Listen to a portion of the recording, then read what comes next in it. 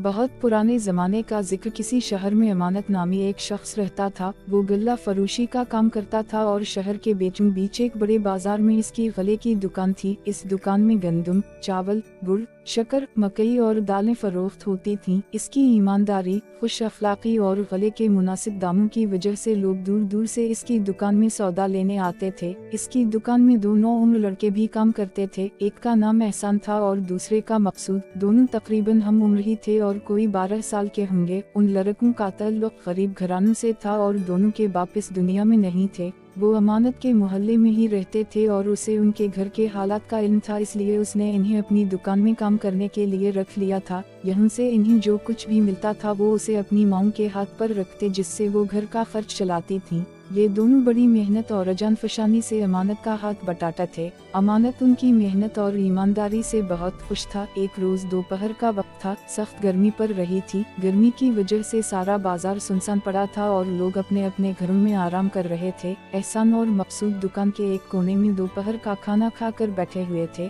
अमानत भी दुकान में मौजूद था, इसलिए दोनों लड़के सरगोशियों में एक दूसरे से बातें कर रहे थे। वो अमानत का बहुत अदब करते थे और उनकी यही कोशिश होती थी कि उनकी किसी बात से उसे किसी किस्म की तकलीफ ना पहुंचे। उन दोनों लड़कों में एहसान ज्यादा होशियार और ज़हीन था। उसे हर मामले में सोच विचार की आदत थी, इस वजह से अमानत उसे बहुत पसंद करता था। वो दुकान के मामलात में भी बहुत दिलचस्पी लेता था और इसको बेहतर तरीके से चलाने के लिए अमानत को मशवरे भी देता रहता था। वो मशवरे ऐसे हुआ करते थे कि अमानत बखुशी उन पर अमल करता था। उसी के मशवरे पर अमानत ने एक लकड़ी की बड़ी सी 2 पहियों की हथ गाड़ी भी बनवा ली थी। जो लोग ज्यादा सामान खरीदा करते थे, अमानत उनका वो सामान इस गाड़ी में लिदवा देता था और एहसान और मकसूद मिलकर वो सामान इस जगह पहुंचा देते थे जहां वो ग्राहक उसे ले जाना चाहता था। ग्राहकों को इस सहूलत से बहुत आसानी हो गई थी। इससे उनकी ये परेशानी दूर हो गई थी कि सामान को खुद उठाकर कैसे ले जाएं। अमानत इस काम की अपने ग्राहकों से एक दमड़ी भी नहीं लेता था। चूँकि ये काम एहसान और मकसूद मिलकर करते थे, इसलिए उसने उनकी उजरत में 5 दिरहम माहाना का इजाफा भी कर दिया था।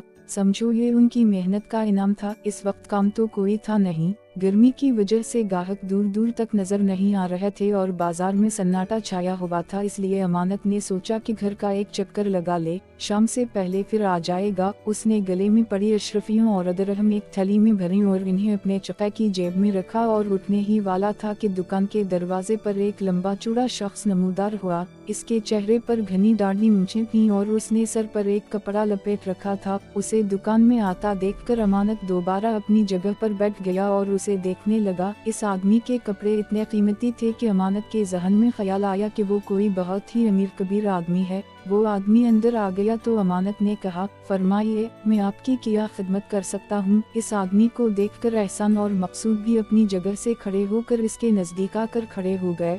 वो समझ गए थे कि ये अमीर आदमी गल्ला खरीदने आया है और इन्हें सामान तोल तोल कर देना पड़ेगा। इस आदमी ने कहा, मेरा नाम गौहर सौदागर है, मैं सुल्तानपुर में रहता हूँ और वहीं मेरी गले की दुकान भी है। इस दफा सुल्तानपुर में बारिशें बहुत कम हुई थीं, जिसकी वजह से वहाँ ज्यादा गल्ला पैदा नहीं हो सका। यही वजह है कि मुझे इतनी दूर से आपके पास आना पड़ा। मुझे किसी ने बताया था कि आप एक ईमानदार आदमी हैं और आपकी चीजें बहुत अच्छी होती हैं और उनके दाम भी बहुत मुनासिब होते हैं। मुझे बड़ी तादाद में गल्ला दरकार है, क्या इतना ज्यादा गल्ला मुझे मिल जाएगा। अपनी तारीफ सुनकर अमानत बहुत खुश हुआ। इसने गौहर सौदागर को तख्त पर बैठने का कहा और बोला, खुदा का शुक्र है कि मेरे पास हर तरह का बहुत सा गल्ला मौजूद है, आप हुक्म करें, आपको क्या चाहिए। गौहर सौदागर ने कहा, मैं अपने साथ 6 ऊँट लेकर आया हूँ, बस आप समझ जाएं कि मुझे कितना सामान चाहिए होगा।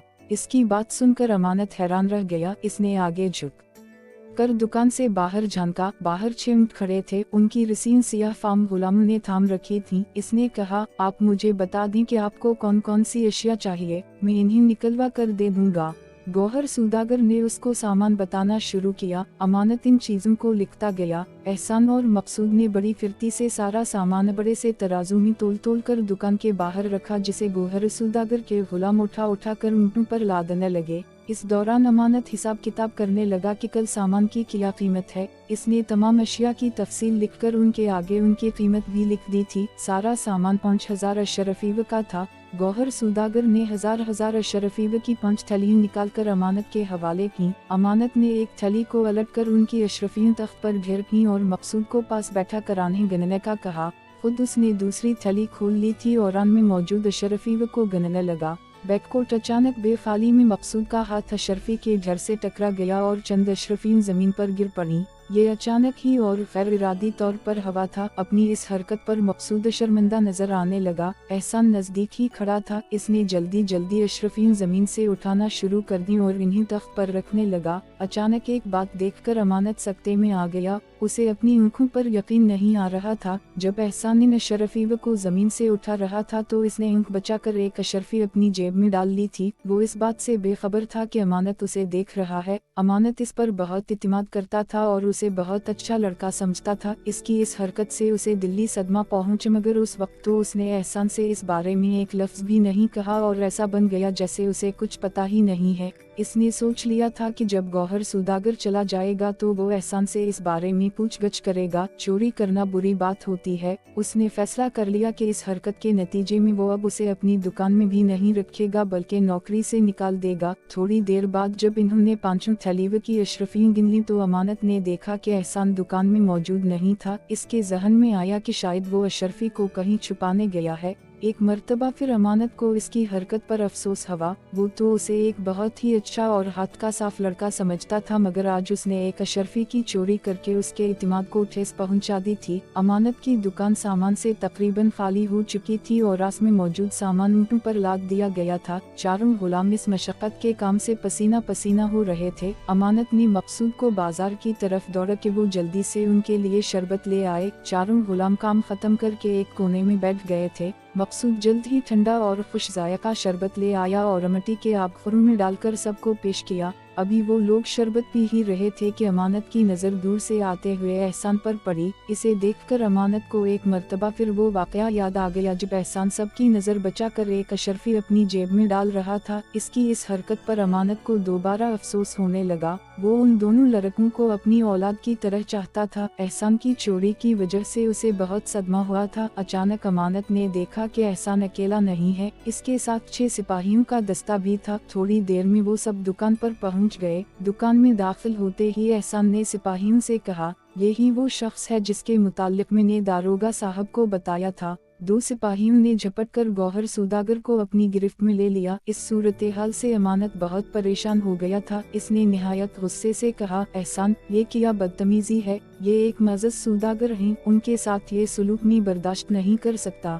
एहसान ने बड़े अदब से कहा, मालिक, अभी आपको सब कुछ पता चल जाएगा। सिपाहियों को देखकर चारों गुलाम भी घबरा कर खड़े हो गए थे। मकसूद भी एक कोने में सहमा हुआ खड़ा था। इतने सारे सिपाहियों और उनकी मियानों में लटकती तलवारें देखकर वो खौफजदा हो गया था। इधर गौहर सौदागर गुस्से से लाल भभूका हो रहा था। इसने निहायत गुस्से से एहसान को देखा और बोला, लड़के, तो मुझे नहीं जानता, मैं तुझे छोड़ूंगा नहीं, उस बेइज्जती का बदला जरूर लूंगा। इसकी बात सुनकर एहसान जरा भी नहीं घबराया। इसने कहा, जनाब, आपके फरेब का पोल खुल गया है। आप मेरे मालिक को धोखा देकर इन्हें तबाह करना चाहते थे, असली माल लेकर इन्हें नकली अशरफियों थमा रहे थे। अमानत ने ये बात सुनी तो उसने जल्दी से गौहर सौदागर की दी हुई एक अशरफी थैली से निकालकर जमीन पर घुसी और ये देखकर हैरान रह गया कि इसका सोने जैसा रंग उतर गया था और अंदर से पैतल की धात नजर आने लगी थी। उसने मजीद कई अशरफियां जमीन पर घुसकर देखी, वो भी सब की सब नकली थीं। ये देखकर गौहर सौदागर घबरा गया। इसने खुद को सिपाहियों की गिरफ्त से छुड़ाकर भागने की कोशिश की, मगर कामयाब न हो सका।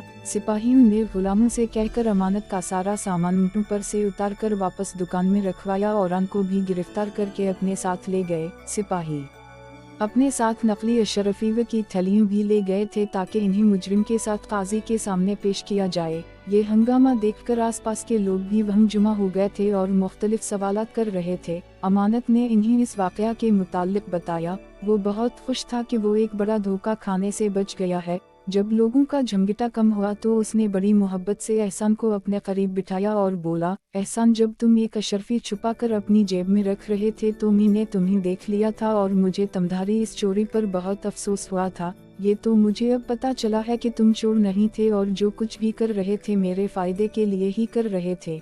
एहसान ने मुस्कुरा कर कहा, खुदा का शुक्र है कि मेरी बेगुनाही साबित हो गई। जब मकसूद का हाथ लगकर अशरफियां जमीन पर गिरी थी तो ठन की तरह की आवाज़ें आई थीं। मुझे अच्छी तरह पता है कि तांबे और पेतल के सकूं के गिरने से ऐसी ही आवाज़ें आती हैं। अशरफी ज़मीन पर गिरे तो इनकी आवाज़ दूसरी होती है। यूँ लगता है जैसे फर्श पर कोई पत्थर टूट कर के गिरा हो। इसके गिरने से आवाज़ में खनक नहीं होती जैसे पेतल के सकूं में होती है। मैंने अशरफी के नीचे गिरने की आवाज़ सुनी तो मुझे उसी वक्त शुबा हो गया था। मैं सबकी ऊँख बचाकर एक अशरफी लेकर बाहर निकला और कोने में बैठकर इसको ज़मीन पर घुस कर देखा तो अंदर से पेतल की धात दिखाई दी, जबकि अशरफियाँ तो खालिस सोने की होती हैं। इन्हें कितना ही घसी उनकी पलाहट ख़त्म नहीं होती। मैं समझ गया कि ये आदमी कोई धोखेबाज है और आपको जल देने की फिक्र में है। ये देखकर मैं भागा भागा दारोगा जी के पास पहुंचा और इन्हें सारी बात बताई। इन्होंने गौर से मेरी बात सुनी और सुनकर मुझे शाबाश दी। फिर इन्होंने अपने सिपाही मेरे साथ कर दिए ताकि वो इस नौसरबाज को पकड़ सकें। एहसान, मैं तुम्हारा मशकूर हूँ कि तुम्हारी अक्लमंदी की वजह से मैं एक बहुत बड़े नुकसान से बच गया हूँ। अगर वो चालाक सौदागर अपने मकसद में कामयाब हो जाता तो मेरे तबाह होने में कोई कसर नहीं रह गई थी। मकसूद भी उन दोनों के करीब खड़ा ये बातें सुन रहा था और हैरान हो रहा था। उसे इस बात की बहुत खुशी थी कि उसका दोस्त एक अक्लमंद लड़का है। अमानत तो एहसान से बहुत ही खुश था। इसने इस बात पर अफसोस का इजहार भी किया था कि इसने नाहक इस पर शक किया था। इस खुशी में उसने दोनों लड़कों को 10-10 दिरहम भी दिए और कहा कि अगले हफ्ते मेला शुरू हो रहा है, ये रकम तुम दोनों वहाँ खर्च करना और रमज़े से घूमना फिरना और जो जी में आए खाना पीना। दोनों लड़के खुश हो गए। अगले दिन अमानत की दुकान पर शहर का दारोगा आया और आते ही एहसान के बारे में पूछा। अमानत ने एहसान को बल्ला कर इसके सामने खड़ा कर दिया। दारोगा ने शफकत से इसके सर पर हाथ फेरा और बोला, तुमने एक बहुत बड़ा कारनामा अंजाम दिया है। इस मुजरिम को काजी की अदालत में पेश कर दिया गया है और काजी साहब ने उसी सिलसिले तुम दोनों को अदालत में तलब किया है। वो इस वाकया की तफसील जानना चाहते हैं। एहसान था तो बच्चा ही, काजी का नाम सुना तो घबरा गया, मगर अमानत ने उसे दिलासा दिया और बोला, घबराओ नहीं, मैं भी तो तुम्हारे साथ चल रहा हूँ। अमानत ने दुकान बंद की और दोनों लड़कों को साथ लेकर दारोगा जी के साथ काजी की अदालत में पहुँच गया। गोहर सौदागर कटहरे में सर झुकाए खड़ा था। थोड़ी देर में मुकदमे की कार्रवाई शुरू हुई। पहले अमानत ने तफसील बताई, फिर एहसान ने पूरा वाकया सुनाया। इसकी बात सुनकर काजी समेत वहाँ सब लोग इसकी जहानत पर रिशिश कर उठे। जुर्म साबित हो गया था। गौहर सौदागर को इसी दरों और 10 साल कैद की सजा सुना दी गई। इसके बाद काजी ने एहसान से कहा, लड़के एहसान, मैं तुम्हारी जहानत से बहुत मुतासिर हुआ हूँ। तुम्हारी अगर सही तालीम और तरबियत हो तो तुम बड़े होकर एक बहुत अच्छे और काबिल इंसान बनकर मुल्क की खिदमत कर सकते हो। मैंने पता करवा लिया है कि तुम्हारा ताल्लुक एक गरीब घराने से है, जिसकी वजह से तुम इतनी कम उम्री में मेहनत मजदूरी करने पर मजबूर हो गए हो। तुम्हारे इस कारनामे के सिले में मैंने फैसला किया है कि सरकारी खजाने से तुम्हें 5 साल तक 200 दिरहम माहाना वजीफा दिया जाएगा। मैं तुम्हारे मालिक अमानत को भी ये हुक्म देता हूँ कि वो तुम्हारी अच्छी तालीम का बंदोबस्त करे। फारिग वक्त में तुम इसकी दुकान पर काम कर सकते हो, जिसका मुआवजा वो तुम्हें अदा करता रहेगा। काजी की ये बात सुनकर एहसान को जरा खुशी नहीं हुई। ये बात काजी ने महसूस कर ली थी। इसने हैरत से पूछा, तुम खुश नहीं हो लड़के? मैं खुश तो हूँ मगर ज्यादा नहीं। एहसान ने बड़ी साफ गोई से कहा, इसकी वजह क्या है? काजी ने हैरानगी से सवाल किया। इनाम का हकदार मेरा दोस्त मकसूद भी है। अगर इसका हाथ लगने की वजह से अशरफियाँ नीचे न गिरती तो मुझे इनकी आवाज़ भी सुनाई नहीं देती और मुझे पता भी नहीं चलता कि अशरफियाँ नकली हैं। देखा जाए तो असल कारनामा मकसूद का ही था, जिसकी वजह से इस सौदागर की चालाकी का पर्दा चाक हुआ। एहसान की बात सुनकर अदालत में मौजूद सब लोग उसकी दोस्ती के इस एसार पर बहुत खुश हुए। काजी ने मुस्कुरा कर कहा, शाबाश लड़के, तुमने बहुत अच्छी बात की और अपने दोस्त को नहीं भूले। अब हमारा ये भी फैसला है कि तुम्हारे दोस्त मकसूद को भी इतना वजीफा मिलेगा जितना तुम्हें मिलेगा, और वो भी पूरे 5 साल तक। इसकी पढ़ाई लिखाई की जिम्मेदारी भी तुम्हारे मालिक अमानत पर होगी। इसके साथ ही अदालत बरखुसत की जाती है। सब लोग उठकर जाने लगे तो मकसूद एहसान से लपट गया। इसकी आंखों में आंसू थे। अमानत ने भी एहसान को गले से लगा लिया। इसके बाद इन दोनों लड़कों के दिन फिर गए। वो सुबह से लेकर दोपहर तक पढ़ने के लिए एक मकतब में जाने लगे। वहाँ से वापसी पर वो अमानत की दुकान पर काम करते। दोनों की माएँ बहुत खुश थीं क्योंकि काजी के दिए हुए वजीफे की वजह से उनकी गुर्बत दूर हो गई थी। फिर अमानत की दुकान पर काम करने के भी इन्हें पैसे मिला करते थे। उनकी माँओं की दूसरी खुशी ये थी कि उनके बच्चों की तालीम का भी बंदोबस्त हो गया था। अमानत भी बहुत खुश था। इसने फैसला कर लिया था कि एहसान और मकसूद जब बड़े हो जाएंगे तो वो उनको भी गले का कारोबार करवा देगा, और उसने ऐसा ही किया। दोनों लड़कों के पास बहुत सारी रकम जमा हो गई थी। चंद सालों बाद इसी रकम से अमानत ने इन्हें अपने पड़ोस में ही 2 दुकानें खुलवा दी। एक दुकान एहसान की थी और दूसरी मकसूद की। अमानत को देख देख कर इन्होंने कारोबार के तरीके सीख लिए थे। वो अमानत की तरह ही ईमानदार और खुश अखलाक थे। उनकी तालीम भी मुकम्मल हो गई थी और ये तालीम उनके कारोबार को चलाने में भी बहुत काम आ, जिसकी वजह से थोड़े ही अरसे में दोनों दिन दूनी और रात चौगुनी तरक्की करने लगे।